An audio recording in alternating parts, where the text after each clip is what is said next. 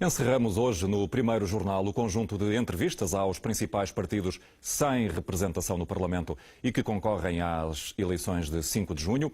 O MEP, Movimento Esperança Portugal, apresenta-se como a voz das famílias e é liderado por Rui Marques, que está no estúdio do primeiro jornal. Muito obrigado por ter vindo. Muito boa tarde, é com todo o gosto que aqui estou. Ser a voz das famílias, isto quer dizer exatamente o quê? Traduz-se em quê? Num tempo em que Portugal vai passar um período muito complexo, decorrente das medidas da austeridade e da recessão que aí vem, num tempo em que também vai ser necessário aumentar a produtividade e criar riqueza, não podemos deixar de olhar para a coesão social. E a coesão social em Portugal faz-se sobretudo nas redes primárias de solidariedade em torno das famílias. Ora, o MEP quer ser porta-voz no Parlamento de políticas públicas de apoio à família, para que o pilar da coesão social não seja devastado por um tsunami trazido pelas medidas da austeridade e pela recessão. Aliás, o Banco de Portugal alertava ontem que as famílias vão enfrentar uma quebra sem precedentes no poder como nunca na história recente. E, portanto, a proposta que o Movimento Esperança Portugal traz para a política portuguesa em 2011 é poder ser no Parlamento a voz das políticas públicas de apoio à família, naquelas que são as grandes preocupações, ainda aspectos concretos: o desemprego, o endividamento, o apoio à infância, o apoio à terceira idade e à saúde. Mas, sobretudo, os dois primeiros, o desemprego, porque atingiu níveis absolutamente inesperados já em 2011, os números de 12,4%. Peguemos nesse aspecto concreto, Vamos o desemprego.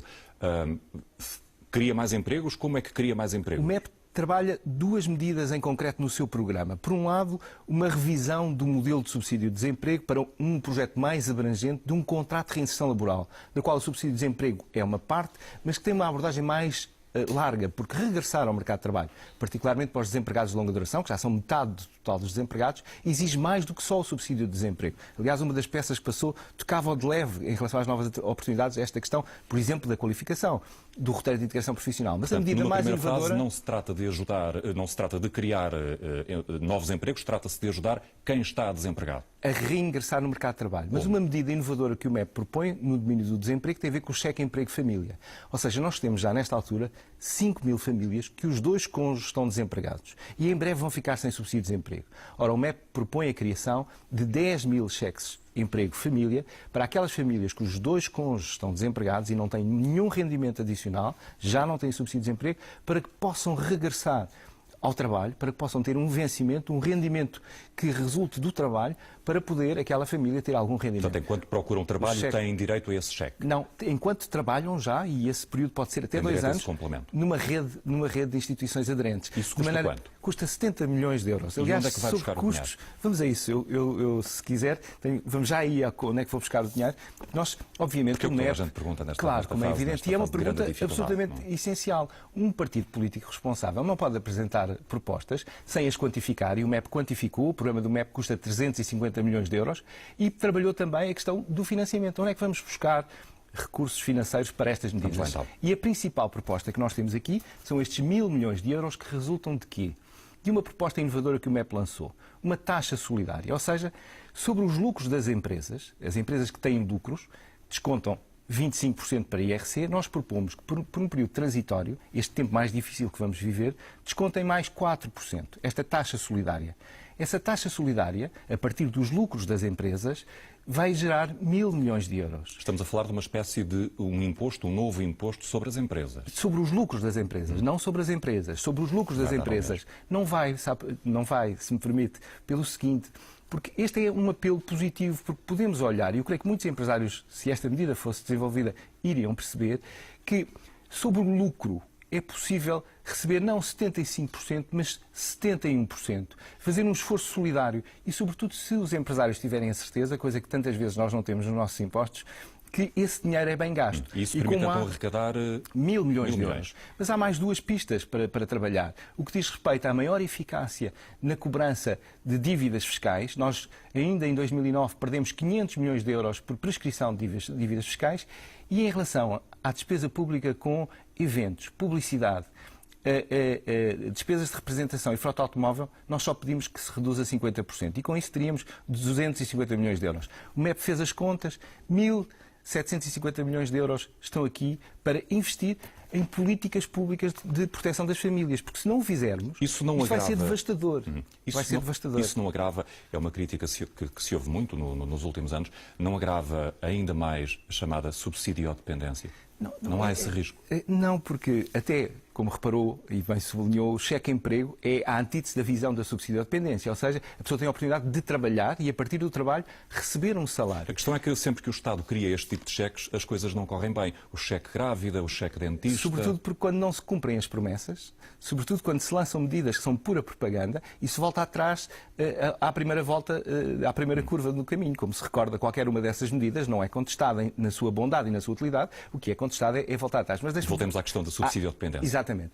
O MEP, aliás, tem uma visão completamente distinta. Por exemplo, quer no que diz respeito ao subsídio de emprego, como reparou, eu falei de um contrato de reinserção laboral, mas também no rendimento social de inserção, é um dos temas que nós tratamos, nós propomos uma evolução do rendimento social de inserção para um contrato de inserção social, que é completamente diferente.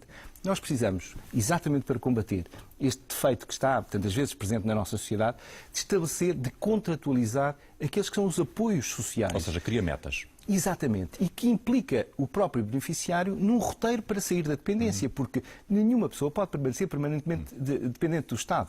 Esse desafio é um desafio muito grande. Mas se ainda pudermos falar sobre o endividamento, também gostava de deixar É exatamente uma palavra. sobre isso que vamos falar, porque o MEP propõe a renegociação das dívidas das famílias aos bancos.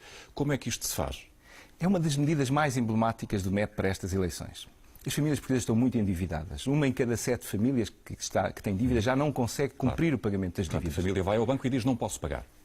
Antes disso, para percebermos o contexto, o Estado português, ou seja, nós todos, 10 milhões, vamos garantir à banca 12 mil milhões de euros, vamos fazer a garantia desse empréstimo, que vem do pacote da Troika, e vamos ficar todos corresponsáveis pela garantia desse empréstimo. O que nós pedimos, sempre numa perspectiva positiva, porque o MEP tem todo o respeito para a atividade bancária, para as empresas, para o lucro, são tudo dimensões positivas da nossa sociedade. Mas o que nós pedimos à banca é, como contrapartida da garantia que o Estado português dá pelo empréstimo de 12 mil milhões de euros, é que repercuta como contrapartida nas famílias portuguesas a capacidade de reestruturar as dívidas das famílias portuguesas em 2 domínios. No prazo de pagamento, ou seja, que aceite mais tempo para que as famílias possam cumprir a sua dívida, porque as famílias têm que pagar tudo o que devem, e não aumentar os juros. Porque o que tem acontecido, como talvez também conheça, tantas famílias que vão ao banco para tentar renegociar a sua dívida e de imediato é-lhes imposto um juro maior. Os spreads são aumentados. Não pode ser. Isso parece uma proposta realista, completamente realista.